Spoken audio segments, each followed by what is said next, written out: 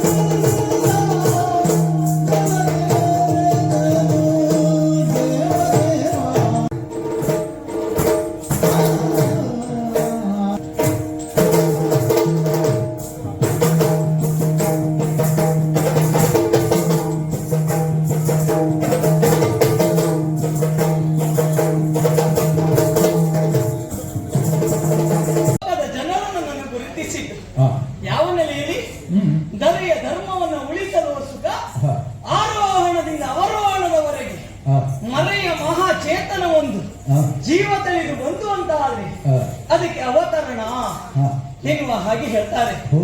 ಅಘಟಿತ ಘಟನೆಯನ್ನು ನಡೆದಾಗ ಮನುಷ್ಯ ಮಾತ್ರದಿಂದ ಆಗದಿರುವಂತ ಕಾರ್ಯವನ್ನ ಇನ್ಯಾವುದೋ ಶಕ್ತಿ ಮಾಡಿತು ಅಂತಾದ್ರೆ ಅವದೇವ ಎನ್ನುವ ಹಾಗೆ ಹೇಳ್ತಾರೆ. ನಿಮ್ಮಲ್ಲಿ ಏಕೆ ಹೇಳುವುದು, ಹುಟ್ಟಿದಂತ ಮಗುವೊಂದು ಯಾರನ್ನಾದ್ರೂ ಕೊಲ್ಲಿಕ್ಕಾಗ್ತದ? ಇಲ್ಲವೇ ಇಲ್ಲ. ಹಾಗಂತ ನಾನು ಕೊಂದಿದ್ದೇನೆ. ಇನ್ನೊಂದು ಸಂದರ್ಭದಲ್ಲಿ ಕೂತನಿ ನಮ್ಮಲ್ಲಿವರಿಗಾಗಿ ಬಂದವಳು ಏನು ಮಾಡಿದ್ಲು, ನಮ್ಮಲ್ಲಿ ಒಂದು ಪಟ್ಟವನ್ನ ಕೊಟ್ಟ, ಗೋವಿಂದ ರಾಜು ಎನ್ನುವಂತ ಪಟ್ಟವನ್ನ ನನಗೆ ಕೊಟ್ಟ. ಆ ಮಾತ್ರಕ್ಕೆ ನಾನು ದೇವರು ಎನ್ನುವ ಹಾಗೆ ಹೇಳುವುದಲ್ಲ. ಹೇಳುವುದಕ್ಕೆ ಕಾರಣ ಇಲ್ಲಿ ಧರ್ಮ ರಕ್ಷಣೆ.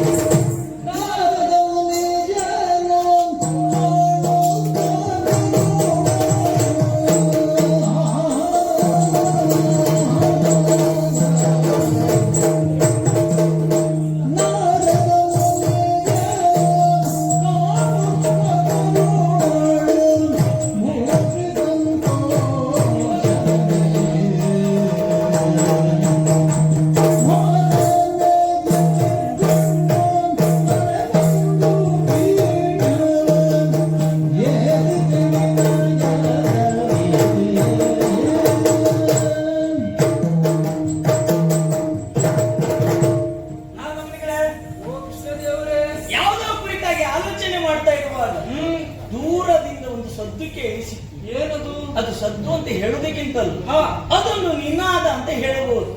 ನಾನು ಆಲೋಚನೆ ಮಾಡಿದ್ದೆ, ಇದು ಬೇರೆ ಯಾವುದೂ ಅಲ್ಲ, ಮಹತಿ ಎನ್ನುವಂತ ವೀಣೆಯ